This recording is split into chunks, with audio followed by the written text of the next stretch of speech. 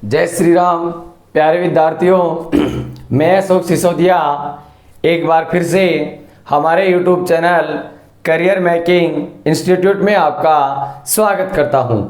बच्चों, हम पढ़ रहे हैं कक्षा 10 की गणित, जिसमें हमने काफ़ी प्रश्नमालाएं हल कर ली है।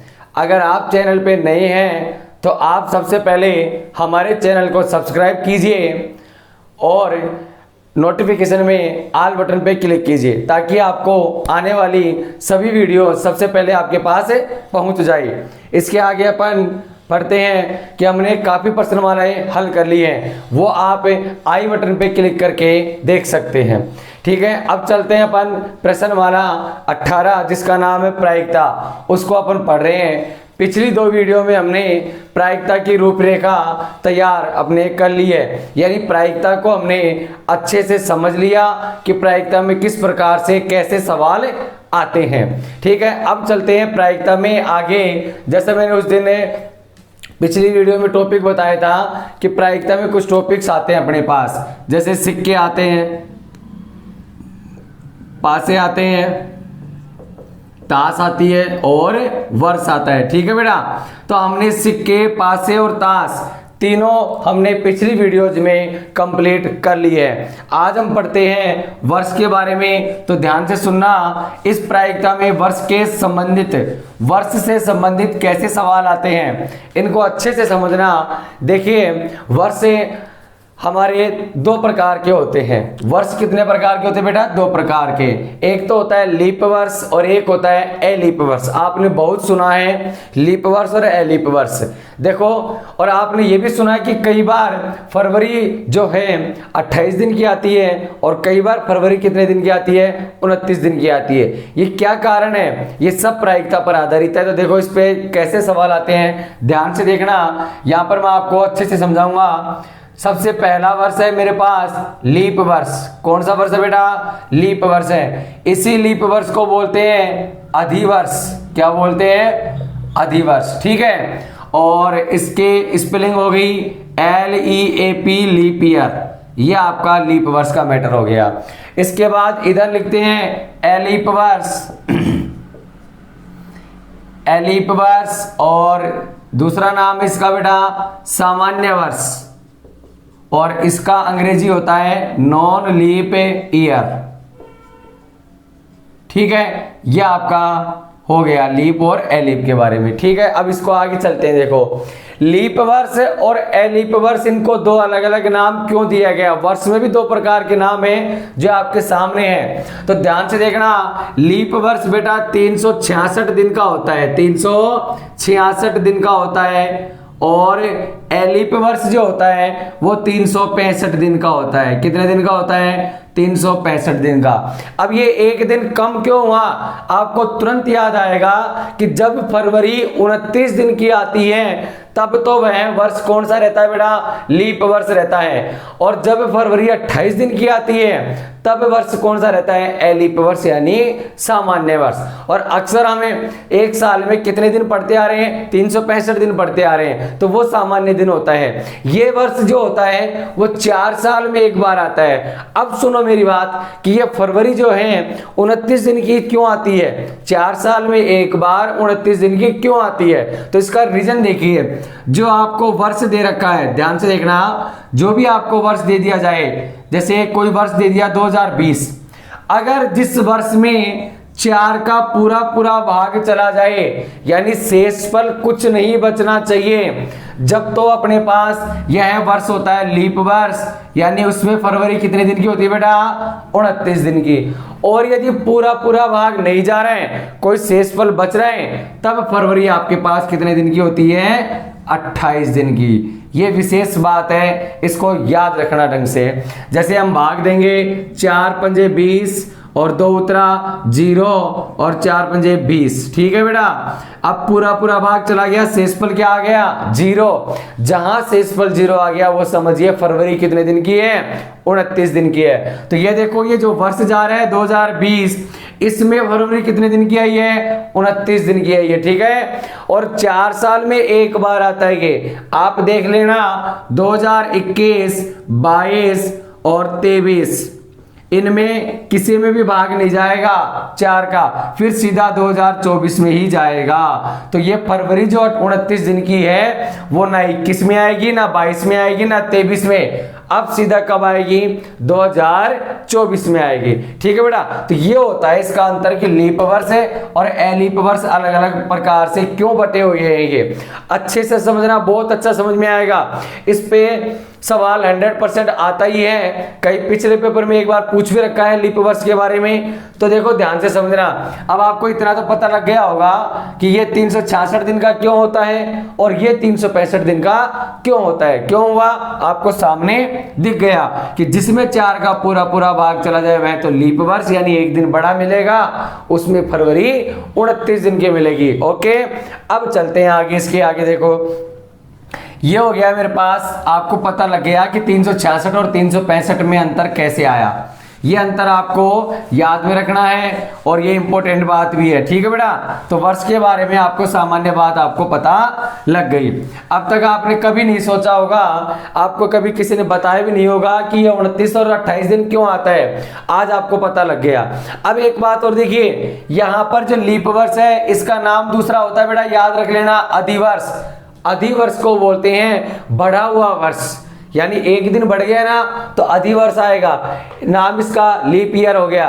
एलीप वर्ष को सामान्य वर्ष बोलते हैं, केवल क्या बोलते हैं बेटा, सामान्य वर्ष बोलते हैं। अब चलते हैं आगे। देखो अब एक बात बताइए, एक साल अपने पास एक वर्ष है, उसमें कितने सप्ताह होते हैं, कितने महीने होते हैं? महीने तो 12 हो गए। सप्ताह की बात करें तो ध्यान से सुनना, सप्ताह में कितने दिन होते हैं? 7 दिन होते हैं। 7 दिन में एक सप्ताह बनता है। तो अपन डिसाइड कर सकते हैं इसमें कि इसमें कितने सप्ताह पूरे होंगे। तो देखिए इस 366 में आप 7 का भाग दे दीजिए, 7 चौक 28, 7 पंजे 35, 7 पंजे 35, 5 बार जा रहा है ना बेटा। तो देखिए 5 का भाग दे देते अपन और ये 5 बार चला गया, 7 दूनी 14 और शेष पर कितना बच गया बेटा 2, यानी कि 52 सप्ताह तो कंप्लीट, 52 सप्ताह तो कंप्लीट आ गया। और शेष कितना दिन बच गया? 2 दिन शेष बच गया, 2 दिन शेष। अच्छे से समझना प्रायिकता पे कैसे सवाल आता है लीप वर्ष और एलीप वर्ष में। अब इधर बात करें तो 365 में 7 का भाग दोगे, 7 पंजे 35, 7 दूनी 14, एक दिन शेष बचता है। देखो एक ही दिन कम हो रहा था ना, इधर 2 दिन शेष बचेंगे, इधर 1 दिन शेष बचेगा। तो देखो क्या लिखोगे बेटा, 52 सप्ताह है और 1 दिन शेष। ओके, अब चलते हैं आगे। देखो 7 दिन में 1 सप्ताह बनता है, 7 दिन में कितना सप्ताह बनता है बेटा? 1 सप्ताह बनता है। अब देखिए क्या करते हैं, 366 दिन टोटल होते हैं, 52 सप्ताह कंप्लीट और 1 दिन आपका, 2 दिन आपका शेष बचता है बेटा, 2 दिन आपका शेष। अब सुनो सवाल कैसे आता है, यह आपको अभी तक पता नहीं लगा होगा कि यहाँ क्या समझाया जा रहा है। ठीक है, अब मैं लिखता हूं आपको सवाल। आपको प्रश्न कैसे आएगा एग्जाम में, देखना ध्यान से कि एक एलीप वर्ष में प्रश्न कैसे आएगा। देखो ऐसे आ गया कि एक लीप वर्ष में 53 रविवार आने की प्रायिकता ज्ञात कीजिए। 53 रविवार आने की प्रायिकता ज्ञात कीजिए। ठीक है बेटा, ये आपको प्रश्न आ जाए। अब आपके दिमाग में आएगा कि ये सवाल कहां से आ गया, एक लीप वर्ष में 53 रविवार। तो इसके लिए आपको पहले ये दोनों आपको समझने होंगे, इसलिए मैं आपको ये दोनों समझा रहा हूं। अगर ये दोनों आपको अच्छे से समझ में आ गए तो आप ऐसे सवाल आने वाले तुरंत आप हल कर दोगे। देखो कैसे आया, एक लीप वर्ष है। अब लीप वर्ष की बात हो रही है तो लीप वर्ष के बारे में संपूर्ण जानकारी होगी तभी तो अपन इसको हल कर पाएंगे। ठीक है, तो अपन देखो पहले प्रश्न आपके सामने था ही, अब इसको बाद में लिखेंगे, पहले इसको पूरा समझते हैं फिर देखेंगे प्रश्न क्या लिखा है। याद रखना क्या पूछ रहा है ये, एक लीप वर्ष में 53 रविवार आने की प्रायिकता क्या होगी, इसे अभी ज्ञात करेंगे थोड़ी देर में, पहले इसको पूरा समझ लेते हैं। ठीक है, तो देखते हैं। देखो ऐसे सवाल आते हैं, हमको पता लग गया ना कि ये मैं आपको क्यों समझा रहा हूं। ठीक है, अब देखो ध्यान से देखना बेटा, 52 सप्ताह कंप्लीट हो गया, 52 से कोई मतलब नहीं है, जो सप्ताह कंप्लीट हो गया उससे कोई मतलब नहीं है। शेष कितना बच रहा है? 2। तो क्या लिखोगे आप, 2 दिन शेष बचने के निम्न परिणाम संभव है, निम्न परिणाम संभव है। अब क्या क्या है बेटा संभव बताएंगे आप। जो 2 दिन शेष बचेगा 1 साल में, आप एक वार्षिक कैलेंडर उठा के देखना, आप उसमें देखोगे कई बार 1 महीने में 5 रविवार आ जाते हैं, या कई बार सोमवार 5 आ जाते हैं, कोई ना कोई सा वार एक बार बढ़ा हुआ मिलता है ना। यानी और होना कितना चाहिए, 12 के हिसाब से 4 के हिसाब से 12 चौक 48 होना चाहिए ना। कई बार वो एक बड़ा मिलता है, तो 48 और 4 कितने हो गए बेटा, 52 हो गए। तो कुछ महीने ऐसे होते हैं जिनमें बढ़ा हुआ मिलता है। 5 रविवार आ गया, 5 सोमवार आ गया, 5 कोई से भी बार आ सकते हैं, लगातार 3 बार भी आ सकते हैं। वार्षिक कैलेंडर में देखते हो आप, लास्ट में 29, 30, 31 तारीख जो होती है वो सोमवार, मंगलवार, बुधवार में होती है ना कई बार, रविवार, सोमवार, मंगलवार में। तो ऐसे बढ़े हुए दिन होते हैं, तो ध्यान से देखना।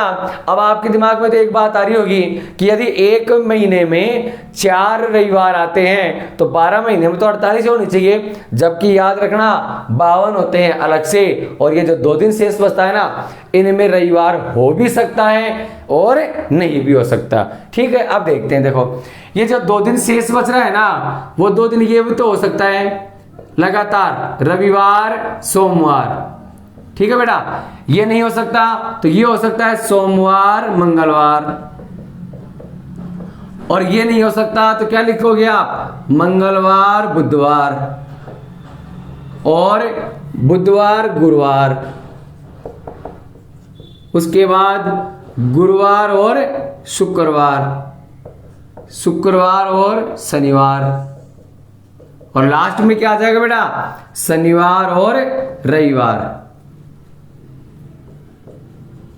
अब देखिए ये मैंने आपके सामने क्यों लिखा है, इसको समझ में आएगा। ध्यान से देखना कि यहाँ पर 52 सप्ताह जो कंप्लीट हो गए, यानी वार्षिक कैलेंडर में कौन से वाले में, जो लीप वर्ष है उसमें आप उठा के देखना, 52 रविवार, 52 सोमवार, 52 से सारे वार वो आपको पूरे मिलेंगे।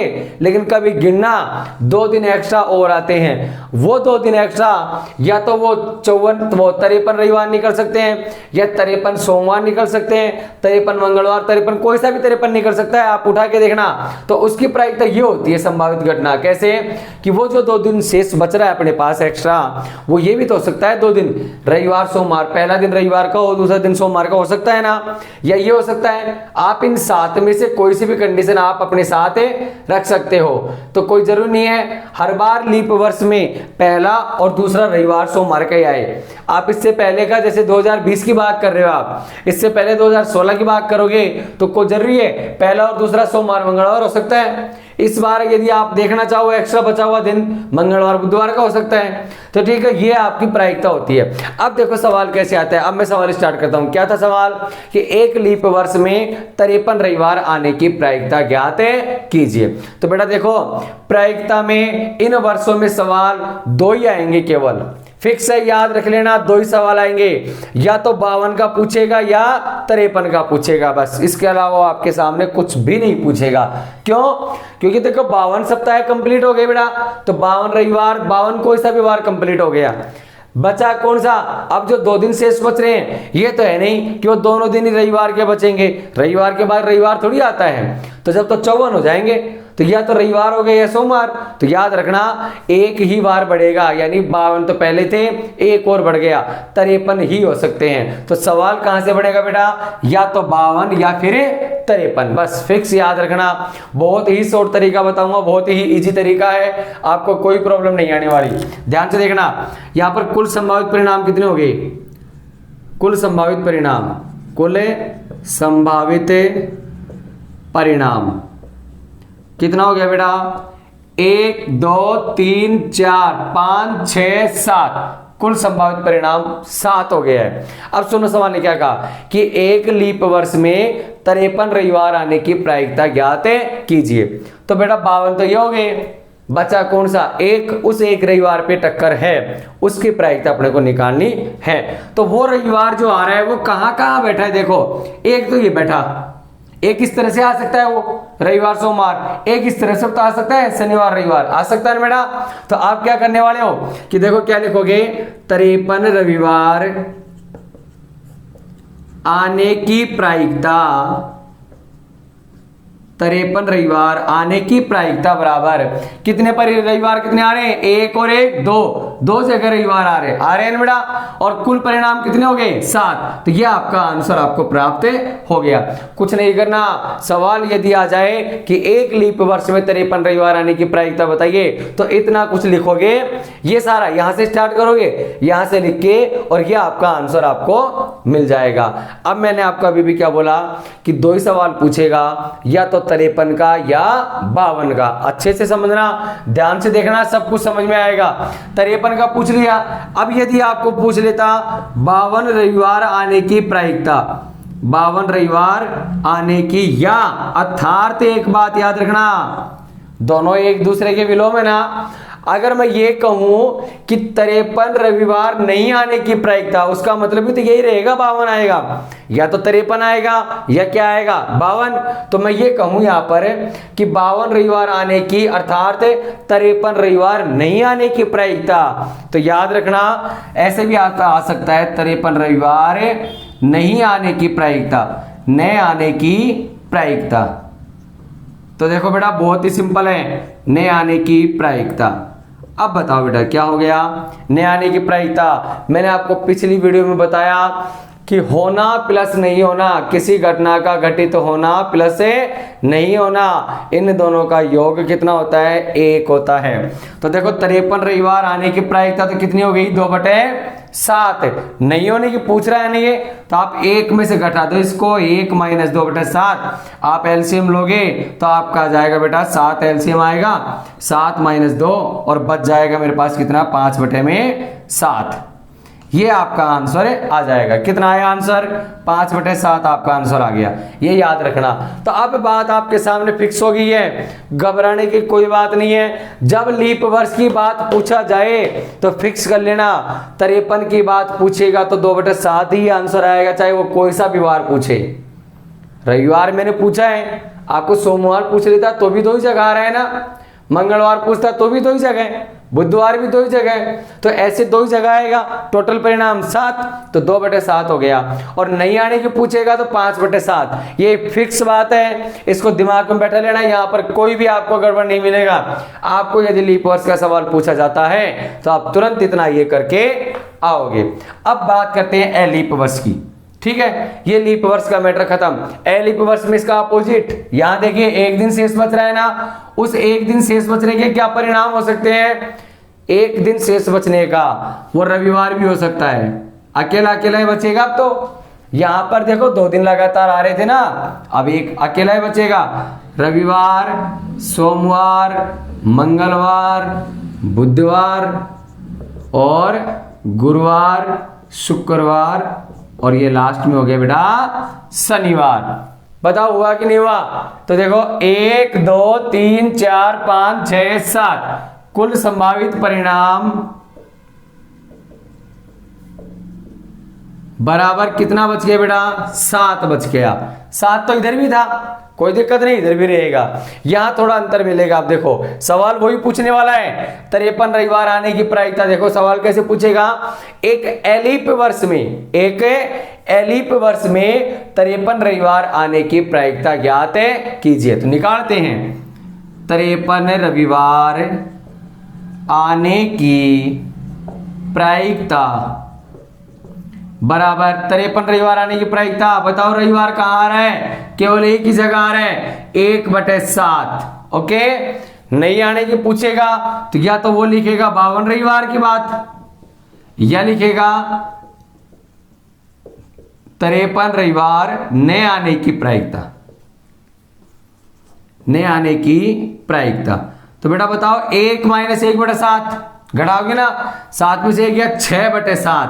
तो ये भी बात इफेक्ट है, याद रखना इसको कि जब लीप वर्ष की बात करेगा तब तो 2/7, एलिप की बात करेगा 1/7, नहीं आने की बात करेगा 5/7 और इधर नहीं आने की बात करेगा तो 6/7। ये देखो बिल्कुल कंप्लीट आपके दिमाग में बैठ गया होगा। बहुत ही इजी वे है, लीप वर्स और एलिप वर्स के बारे में अच्छे से समझ में आया होगा। बेटा देखो कई बार क्या होता है, आपको लीप वर्स और एलिप वर्स कुछ नहीं देगा, सीधा ये लिख देगा। देखो मैं क्या लिखता हूं, सीधा आपको लिख देगा कि वर्ष 2008 में, जैसे ऐसे लिख दिया, वर्ष 2008 में 52 रविवार आने की प्रायिकता ज्ञात कीजिए। क्या लिख देगा बेटा, वर्ष 2008 में 52 रविवार आने की प्रायिकता ज्ञात कीजिए। तो तुरंत आपके दिमाग में आना चाहिए कि वर्ष 2008 आपने तो क्या समझा, लीप वर्ष है, लीप वर्ष, तो आप इसकी जांच करेंगे। पहले क्या करोगे बेटा, जांच करोगे क्या कि ये लीप वर्ष है या एलीप वर्ष है। तो पहले इसकी अपन जांच करेंगे। अगर शेषफल 0 बच गया तो लीप वर्ष की बात कर रहा है, और शेषफल 0 नहीं बचा तो किसकी बात कर रहा है, ये एलीप वर्ष की बात कर रहा है। तो बहुत ही अच्छे से समझ में आया होगा, आप इसका स्क्रीनशॉट ले सकते हैं। तो देखिए ये आपको लीप वर्ष और एलीप वर्ष अच्छे से समझ में आया होगा। अब हम चलते हैं प्रश्नमाला की तरफ। प्रश्नमाला हमारी 18.1। वैसे तो मैंने प्रश्नमाला 18.1 का सारा निचोड़ आपको अब तक मैंने आपको पूरा करवा दिया है, लेकिन फिर भी अपन अब 18.1 को अच्छे से समझते हैं। क्योंकि देखो जी, इस प्रश्नमाला में जो भी प्रश्न आते हैं, जो भी प्रश्न हम पढ़ने जाएंगे अब, उनके बारे में संपूर्ण अध्ययन मैंने इन तीनों वीडियो में अब तक आपको करवा दिया है। ठीक है, अब अपन इस प्रश्नमाला को पढ़ लेते हैं। इस प्रश्नमाला में एक ही प्रश्नमाला है, ज्यादा बड़ी नहीं है। जो मैंने आपको समझाया इनसे संबंधित ही आपको प्रश्न पूछे जाएंगे, तो ध्यान से समझना बेटा, कोई भी आपका गलत नहीं होना चाहिए। देखो ध्यान से, बहुत ही अच्छे प्रश्नमाला है। इसको देखिए आगे क्या है कि एक पासे को फेंकने पर 4 से बड़ा अंक आने की प्रायिकता ज्ञात कीजिए। अब देखो पिछली वीडियो में आपने देखा होगा, पासे के बारे में मैंने अच्छे से समझाया। अब उसी से संबंधित आपको ये प्रश्न पूछ लिया। क्या पूछा कि एक पासे को फेंकने पर 4 से बड़ा अंक आने की प्रायिकता ज्ञात कीजिए। देखो पासे को फेंकना है तो आप हल करोगे, कैसे करोगे बेटा, एक पासे को फेंकने पर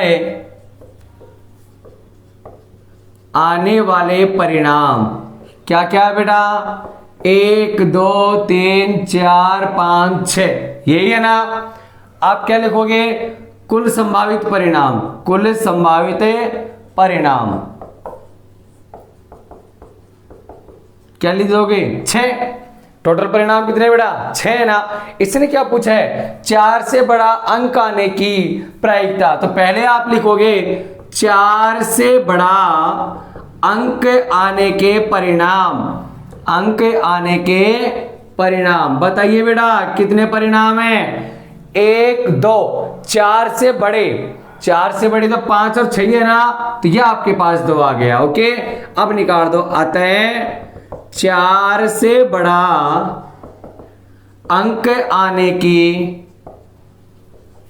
प्रायिकता बराबर क्या लिखोगे, 4 से बड़ा अंक आने के परिणाम बटे कुल संभावित परिणाम। तो 4 से बड़ा अंक आने के परिणाम कितने हो गए बेटा, 2, और कुल संभावित परिणाम 6। 2 एकम 2 और 2 तिया 6। अगर आपने वो पिछली 2 वीडियोज अच्छे से पढ़ी है, अच्छे से उनका अध्ययन किया है, तो यहाँ आपको 1% भी प्रॉब्लम नहीं आने वाली। ठीक है, आप देखते ही आप इन सवालों को आप क्या कर दोगे, हल कर दोगे। तो ये आपको पहले प्रश्न का आंसर हो गया। मैं आपको एक विशेष बात बताता हूं कि आपको कोई प्रश्न पूछ लिया जाए 1 नंबर का कि प्रायिकता की सीमा कहां से कहां तक होती है। प्रायिकता की सीमा, देखो ध्यान से सुनना, प्रायिकता को अपन व्यक्त करें यदि P A से, ठीक है, ये प्रायिकता है। इसकी लिमिट जो होती है, सीमा को बोलते हैं लिमिट। लिमिट कहां से कहां तक है, तो देखो प्रायिकता हमारे पास 0 भी तो आती है, अनिश्चित घटनाओं की प्रायिकता क्या होती है बेटा 0 और निश्चित की क्या होती है 1। यानी मैंने आपको शुरू में बताया कि प्रायिकता का मान कभी 1 से ज्यादा नहीं होगा। तो 1 भी हो सकता है और 1 से छोटा भी हो सकता है, 1 से बड़ा नहीं होगा, और 0 भी हो सकता है लेकिन 0 के बड़ा भी हो सकता है। तो ये आपको प्रायिकता की सीमा आपको नोट करके रखनी है। आपको 1 नंबर का प्रश्न यदि पूछ ले कि प्रायिकता की सीमा, प्रायिकता की लिमिट कहां से कहां तक होती है, तो ये आपके सामने आंसर होगा। अब चलते हैं आगे प्रश्न 2 की तरफ। क्या दे रखा है, बहुत ही सिंपल क्वेश्चन है सारे, अच्छे से समझना, बहुत ही अच्छे क्वेश्चन है सारे। देखो ध्यान से देखना बेटा।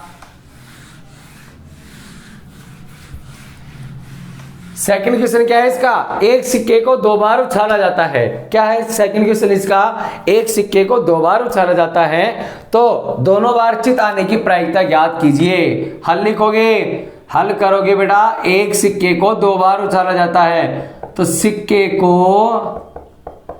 को 2 बार, सिक्का एक ही है बेटा, सिक्के को 2 बार उछालने पर संभावित परिणाम क्या क्या आएंगे बेटा बताइए। आप 2 बार उछालने जा रहे हैं, मैंने बताया था कि 2 बार उछालेंगे तो H H, T T, H T और टी एच। सिक्के में होता है बेटा हेड और टेल। हेड को बोलते हैं चित्त और टेल को बोलते हैं बेटा पट। तो ये स्थिति हो गई। कुल परिणाम कितना हो गया, कुल संभावित परिणाम इज इक्वल टू में 4। ठीक है, अब आपको क्या पूछ रहा है ये, दोनों बार चित्त आने के परिणाम, दोनों बार चित्त आने की प्रायिकता, दोनों बार चित्त आने की प्रायिकता। बेटा बताइए, तुरंत आपके सामने आंसर आ जाना चाहिए। दोनों बार चित्त आना है, ना एक बार ना एब्सेंट, कोई नहीं चलेगा, दोनों बार आना है। एक स्थिति ऐसी बस, तो क्या लिखोगे 1/4 आपका आंसर रहेगा। फॉर्मूला मैंने पहले बता दिया कि किसी भी घटना की आप घटित होने की प्रायिकता निकालने जा रहे हो तो उसके ही अनुकूल आप परिणाम लिखो और बटे में कुल संभावित परिणाम लिखो। किसकी प्रायिकता निकालने जा रहे हो आप, 2 बार चित्त आने की। तो आप 2 बार चित्त आने के परिणाम तो देखो कहां पर आ रहा है, 2 बार चित्त, या 1 बार आ रहा है, या 1 बार आ रहा है एच, या आ ही नहीं रहा, लेना ही नहीं है, या 2 बार आ रहा है। तो 2 बार का एक स्थिति ऐसी है तो 1/4 आ गया। ठीक है बेटा, ये हो गया 2 क्वेश्चन अपना समाप्त। तीसरा क्वेश्चन क्या है, देखो अगर दोनों वीडियोज आपने अच्छे से पढ़ी है, अच्छे से अध्ययन किया है तो यहाँ पढ़ना आपका बहुत ही इजी हो जाएगा। तो इनको समझने के लिए अगर कोई विद्यार्थी अभी नया है तो पहले पिछली 2 वीडियो जाके देखे और उनका अच्छे से अध्ययन करें, तब जाके ये वाली वीडियो, ये वाले प्रश्न आपको समझ में आएंगे। तीसरा प्रश्न क्या है कि 1 से 17 तक की प्राकृत संख्याओं में, देखो हल करते हैं, 1 से 17 तक की प्राकृत संख्याओं में एक संख्या का यादृच्छिक चयन किया जाता है। यादृच्छिक का मतलब होता है एक संख्या पे कोई भी बिना देखे उठाना या बिना देखे उस संख्या को लेना, यादृच्छिक चयन किया जाता है। प्रायिकता याद कीजिए कि वह एक अभाज्य संख्या है। कौन सी बेटा, अभाज्य संख्या है। ठीक है, तो देखो 1 से 17, 1 2 3 4 5 6 7 8 9 10 11 12 13 14 15 16 और 17, ये अपने पास संख्या थी सारी। तो आप क्या लिखोगे तुरंत, कुल संभावित परिणाम, कुल संभावित परिणाम बेटा। ठीक है, कुल संभावित परिणाम कितना हो गया, 17 ही होता है, 17 ही संख्या है मेरे पास। तो इसने क्या पूछा है, अभाज्य संख्याओं की प्रायिकता। तो पहले अभाज्य संख्या के परिणाम निकाल लेते हैं, अभाज्य संख्या के परिणाम। तो बताइए बेटा, अभाज्य संख्या यानी ऐसी संख्या जिसमें केवल स्वयं का ही भाग जाए और किसी का नहीं जाए, वो कहलाती है अभाज्य संख्या। 17, उसके बाद 13, 2, ये होगी 3, 3 के बाद 4 5, देखिए दोबारा देखते हैं, ध्यान से देखना। 17 है ना, इसमें केवल 17 के भाग जाता है। 17 के बाद आता है बेटा कितना, 13, 2 हो गई, ये 3 होगी। उसके बाद 3 के भाग करें 4 5 6 और 7, तो टोटल 7 होती है और परिणाम, टोटल परिणाम कितना है 17 है। भाई देखो सॉरी, अभाज्य संख्या के परिणाम लिखने जा रहे हैं पहले तो अपन अभी। तो अभाज्य संख्याओं के परिणाम, अभाज्य संख्या कितनी प्राप्त हुई 7 प्राप्त हुई है। अब लिख दो आप अभाज्य संख्या की प्रायिकता, अभाज्य संख्या की प्रायिकता इज इक्वल टू में आप क्या लिखोगे बेटा 7/17 आपका आंसर है आ जाएगा। ओके, ये आपका थर्ड क्वेश्चन समाप्त होता हुआ। इसके आगे चलते हैं। फोर्थ क्वेश्चन क्या है मेरे पास, इसको भी अच्छे से देखना, बहुत इजी सवाल है सारे। 3 सवाल अपने कंप्लीट हो गए। चौथा क्वेश्चन देखते हैं क्या है। चौथा क्वेश्चन है मेरे पास, एक सिक्के को लगातार 3 उछालों में, एक सिक्के को लगातार 3 उछालों में एकांतरित चित या पट आने की प्रायिकता ज्ञात कीजिए। यानी एक सिक्के को बेटा 3 बार उछालना है, 3 उछालों में या 3 बार उछालने पर संभावित परिणाम, संभावित परिणाम बेटा बताइए। तीनों बार एच आ सकता है, मैंने आपको पहले बता दिया 3 बार की बात आएगी तो 8 आएंगे परिणाम।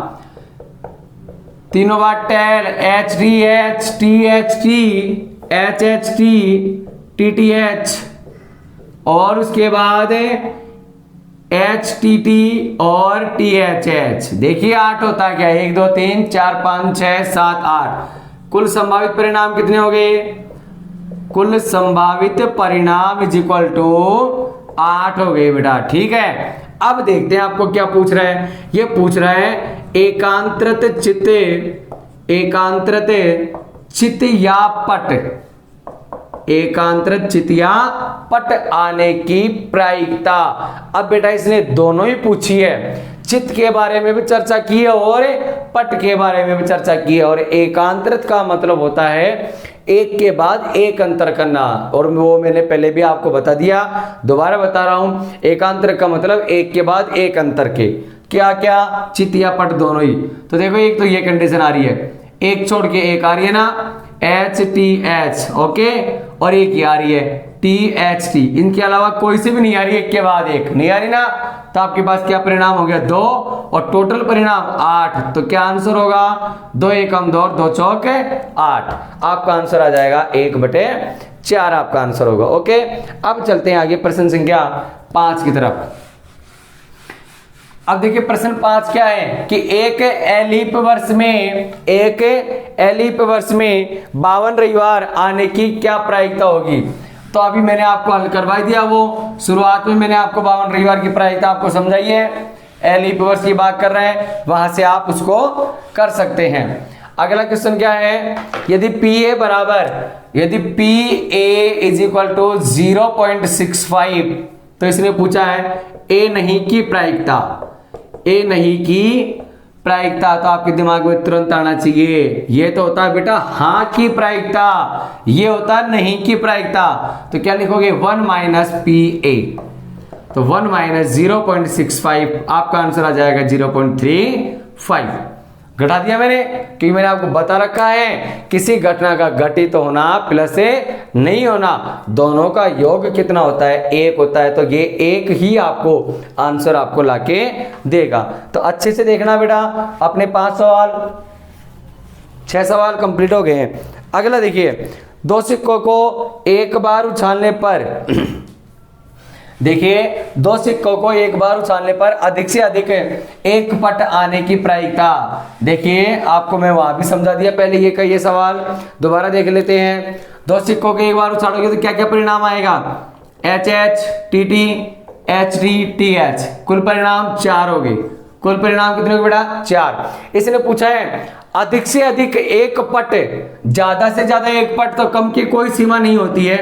तो कितने हो गए, ज्यादा से ज्यादा एक पट आना है, 1 2 नहीं लाने, ये स्थिति नहीं आएगी। ठीक है, ये वाली स्थिति मेरे को कतई नहीं आएगी। क्यों, क्या पूछा है, अधिक से अधिक एक पट आने की प्रायिकता। एक एरा नहीं भी आ सकता है, तो तीनों आएंगे, ये एक साथ तीनों आएंगे।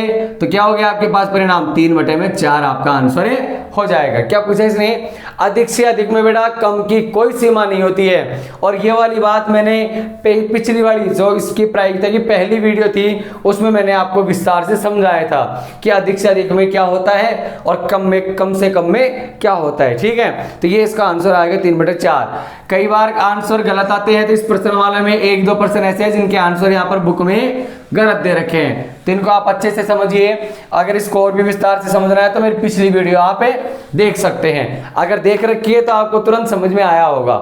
अब चलते हैं आगे कि देखो एक पासे को दो बार उछाला जाता है, क्या प्रायिकता होगी? संख्याओं का योग 9 है या संख्याओं का योग 13 है? तो देखो बेटा मैंने आपको टेबल बनवाई थी 1 से 6 वाली, 1 1 1 2 पिछली वीडियो में, ठीक है। तो वहां पर कुल परिणाम कितने आए थे बेटा? 36 आए थे।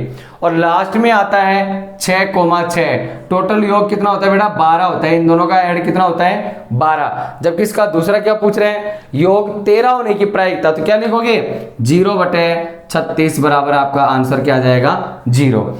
ये जो आपको देखो मैंने आपको रूपरेखा इसलिए तैयार करवाई है कि इस प्रश्नमाला 18 का पूरा निचोड़ मैंने पहले ही आपको क्लियर कर दिया है। इसलिए क्लियर किया कि आपको प्रश्नमाला करते समय आपको कोई प्रॉब्लम नहीं आएगी। ठीक है, अगर आपने वो वीडियो भी इससे जस्ट पीछे वाली वीडियो जिसमें मैंने पासे के बारे में संपूर्ण अध्ययन करवाया है, अगर आपने वो भी देखी अच्छे से तो ये आपको सवाल आपको कंप्लीट आ जाएगा। ठीक है, आगे जाते हैं। अब देखो एक थैले में आगे सवाल दे रखा है बेटा, एक थैले में 5 लाल 3 सफेद गेंद है। देखो ध्यान से देखना, लाल गेंद के परिणाम कितना है बेटा? 5 है। और सफेद गेंद के परिणाम कितने हैं? सफेद गेंद के परिणाम बराबर 3 है। तो कुल संभावित परिणाम कितने आ जाएंगे? कुल संभावित परिणाम कितना आ जाएगा बेटा? कुल संभावित परिणाम बराबर 8 आ गया। अब इसका पहला क्या पूछ रहा है? यहां देखो आगे लिख रखा है कि इस थैले में से एक गेंद यादृच्छा चुनी जाती है। तो क्या लिखोगे? चूंकि इस थैले में से एक गेंद यादृच्छा चुनी जाती है, तो पहला आपको पूछ रहा है गेंद सफेद होने की प्रायिकता।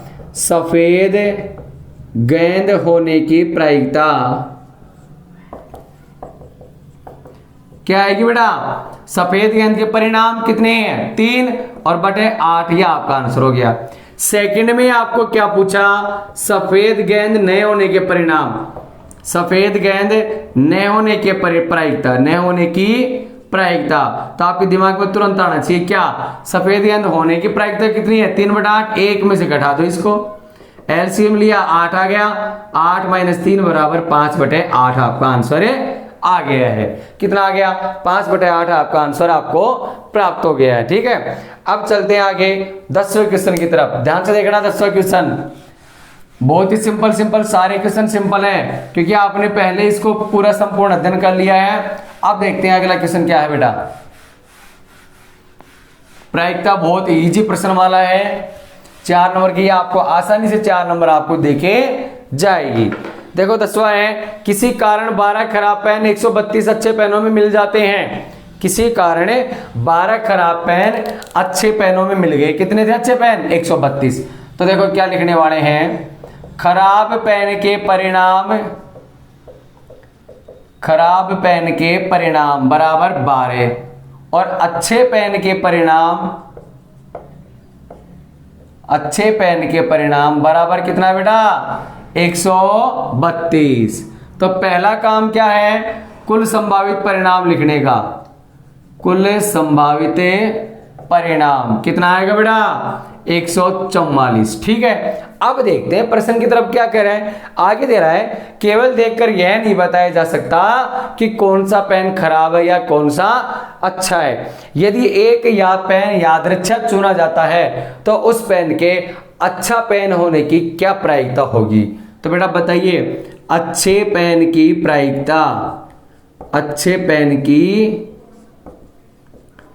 प्रायिकता तो बताइए बेटा, अच्छा पेन कितने हैं? 132 और कुल संभावित परिणाम 144। काट दीजिए, कटता है तो 12 एकम 12 और फिर 12 एकम 12, ये कट गया 12 12, आपका आंसर आ गया 11/12 आपको आंसर मिलता है। ये आपका 10वां क्वेश्चन हो गया। 11वीं की बात करते हैं बेटा, बहुत ही इजी है सारे के सारे। अब आ गया ताश का, और मैंने ताश को भी आपको विस्तार से समझाया था कि ताश का सवाल आ जाए बेटा तो तुरंत आप उसको हल कर सकते हो। क्या कह रहा है, 52 पत्तों की अच्छी प्रकार से फेंटी गई एक गड्डी को उसमें से एक पत्ता निकाला जाता है। 52 पत्ते हैं मेरे पास, एक पत्ता निकाला जाता है तो कुल संभावित परिणाम तो बेटा यही आ गया। कुल संभावित परिणाम कितना आ गया बेटा, 52 आ गया। ठीक है, ये कुल संभावित परिणाम हो गया मेरे पास। आगे है पहला कि निम्नलिखित पत्ते को प्राप्त होने की प्रायिकता बताइए। क्या दे रखा है बेटा, लाल रंग का गुलाम। लाल रंग का गुलाम, यहां पर किसी विशेष की बात नहीं की है, यहां पर तो रंग की बात करी है बेटा। किसकी बात करी है, रंग की बात करी है। तो लाल रंग का गुलाम होने की प्रायिकता, लाल रंग का गुलाम होने की प्रायिकता। बेटा लाल रंग के गुलाम कितने होते हैं, मैंने बताया था कि 4 भाग होते हैं, जिसमें 2 भाग लाल के और 2 भाग काले के, तो 2 ही तो होते हैं गुलाम। तो 2/52 आपका आंसर आ गया और 1/26। अगर आपको ताश को भी पढ़ना है तो पिछली वीडियो में आप इसको विस्तार से पढ़ सकते हैं, इसलिए मैंने आपको पहले रूपरेखा बढ़िया ढंग से तैयार करी है ताकि आपको प्रश्नमाला में कोई प्रॉब्लम नहीं आए। आगे लाल रंग का पत्ता, तो अब बताइए बेटा लाल रंग के पत्ते कितने होते हैं, टोटल 26 होते हैं। लाल रंग के पत्ते की प्रायिकता, कितने पत्ते होते हैं लाल रंग के, 13 और 13 26 होते हैं ना बेटा, तो 26/52, 26 एकम 26 और 26 गुना 52 होता है। तीसरा आपको पूछ रहा है बेटा, क्या दे रखा है, पान का इक्का, पर्सनल नाम ले लिया इसने, पान का पर्सनल नाम लिया है तो पर्सनल पे तो एक ही निकल के आता है, 1/52। पान का इक्का एक ही होता है बेटा। चौथा है मेरे पास, पान के इक्के के बाद बात करूं, ईंट की बेगम, यहां भी किसी का पर्सनल नाम लिया है, ईंट की बेगम, ईंट की बेगम भी तो एक ही है, 1/52। आगे देखिए, उसके बाद दे रखा है हुक्म का पत्ता, हुक्म का पत्ता, हुक्म का पत्ता। अब बताओ हुक्म के पत्ते कितने होते हैं, 13 होते हैं, 13/52, 13 एकम 13 और 13 चौक 52। ये लो जी आपके प्रश्नमाला समाप्त होती हुई। ये मैंने आपको प्रश्नमाला करवा दी इसलिए ताकि आपको और भी अच्छा समझ में आ जाए, क्योंकि मैंने इस प्रश्नमाला से संबंधित जो भी कुछ आपको आना था वो मैंने आपको पहले ही वीडियो में सारा कुछ कंप्लीट करवा दिया। तो देखिए बच्चों, आज की वीडियो में हमारी प्रश्नमाला 18 कंप्लीट होती है। मिलते हैं हम नेक्स्ट वीडियो के साथ, तब तक बने रहिए हमारे YouTube channel career making institute के साथ। यदि आप चैनल पे नए हैं तो आप जल्दी से सब्सक्राइब कीजिए ताकि आपको मैथ की बहुत सारी वीडियोस देखने को मिल सके। धन्यवाद।